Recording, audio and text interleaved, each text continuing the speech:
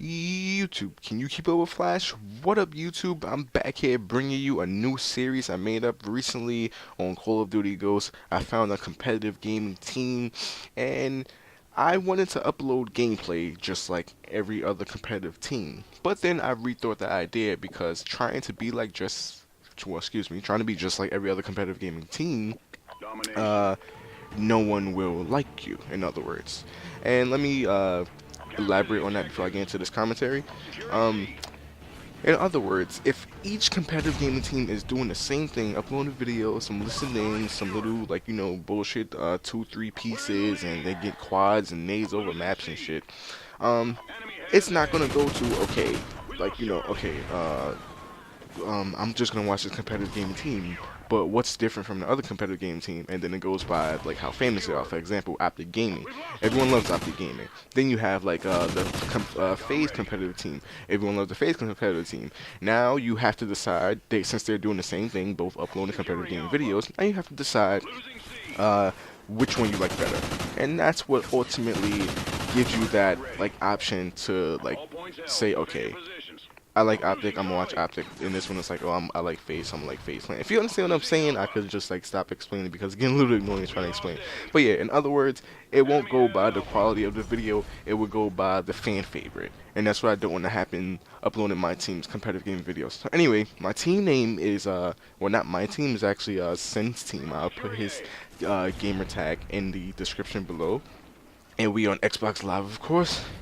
But yeah, the team name is Team Vamps, and we like our vampires. We stay up all night and we play games like every other game. But it's just that we gave a name for ourselves. I'm kidding about that. But anyway, in this series, you're gonna see various amounts of our videos. We're gonna be gaming like crazy. We're going to be winning as many matches as we can, and we're going to be clawing our way to become a pro team. If you guys don't know what pro is, reiterate that. Pro player is when you go to a LAN event, normally at Esports, Gfinity, I think it was, and they also have UMG, and they also have the most known Major League Gaming.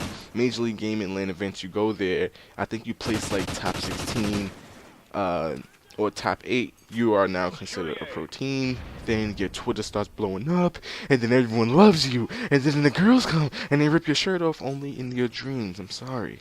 You might have to see a psychiatrist if you think that's gonna happen. Everything else is gonna happen, but the girl part, I mean, wish you luck, in other words. But anyway, in this video, this is going to be based on map control. I'm going to give you like a few minutes for me to talk about map control. I just had to explain the series from the beginning. But right here, if we're noticing, the score is 41 to 36. What we're pretty much doing to gain map control on the map Strikezone is that from the initial push, you want to have someone push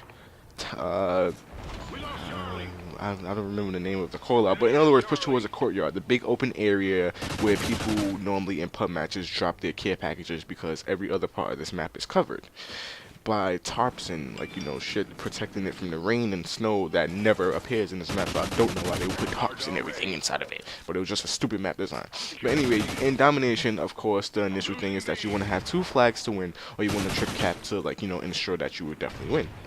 The rule set up in MLG, though, you're probably wondering why it's showing 53 to 48, and that bar that normally goes up all the way to the end is not moving up. In competitive gaming rules, the score is on unlimited. It's just the time limit that you would have to worry about. The time limit, I believe, is 5 minutes. You have 5 minutes to dominate, go ham, get some map control, get a nice setup, and go off with your team. So anyway, let me just give you this quick map control. To gain map control on this map, Strikezone, even if you're not playing a competitive game, if you're playing a pub match, you want to have someone up top catwalk where I just was. And you want to have someone sitting in courtyard where Almighty Blanco to his right, you would see I don't know if you would see the big open space, but it's a big open space. You want to have someone on B-Dom, always watching B-Dom. And last but not least, you want to have another person watching the mid where I'm currently at right now, going back towards Catwalk. So Catwalk to watch the C-Dom spawn, you would have someone B-Dom running to the back of C-Dom into the kitchen as well. You want to have someone courtyard to make sure no one flanks or cut through. and you would just have another person like myself, like how I'm doing right now. I'm just strafing around, running around. I'm just slaying as much as I can, and that throws the other team off. You gain map control, you get the flag, but you have to win your gunfights. You can get map control easily in this game. I just told you the prime spots, the choke points, which consist of catwalk, courtyard, beat-on kitchen, and you want to have someone always set up in the middle to make sure, like, those head-on gunfights, you gotta take it. And I recommend you run 4 submachine guns on this map, not so much of like any assault rifle players as needed. So anyway, leave a like, leave a comment in the description below what you think of this new series, what you think of this video, if you want me to keep uploading these videos, even though I will, what if you don't like it or not.